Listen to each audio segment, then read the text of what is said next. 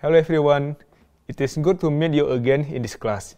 I will continue our discussion by giving you another example in conducting velocity analysis for the mechanism that has the coincident point. I will use this mechanism. And here you can see that link number 2 and link number 3 is connected by the Heyrick pair. So, link number 2 has translational and rotational relative motion with respect to the link number 3.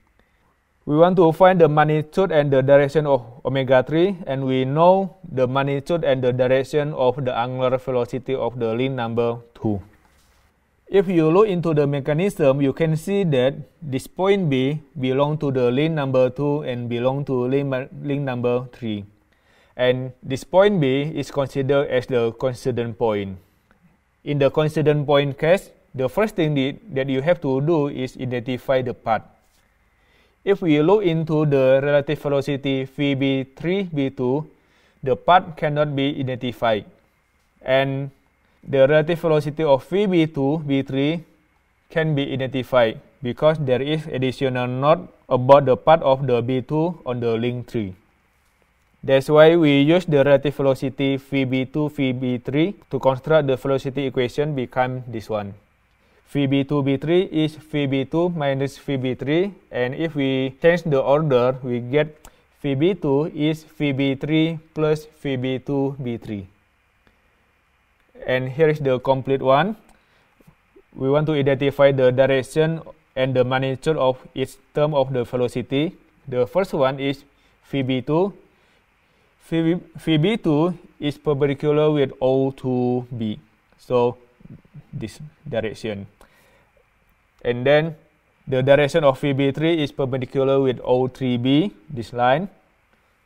And the direction of Vb2b3 is known. And we know the direction of Vb2b3, that is this line.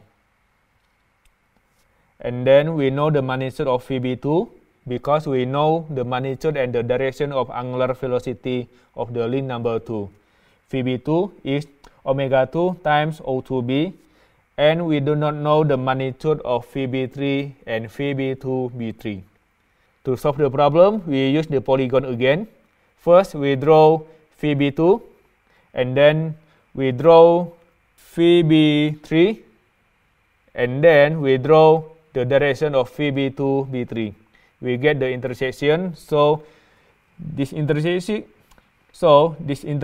is the point B3, and then this one is Vb3, and finally we can get Vb2, B3. After we get the complete polygon, we can calculate the magnitude and the direction of omega 3 by using this equation.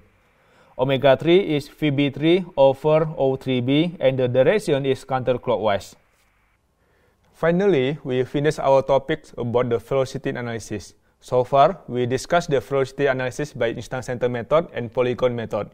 Next week, we will continue our class to the acceleration analysis.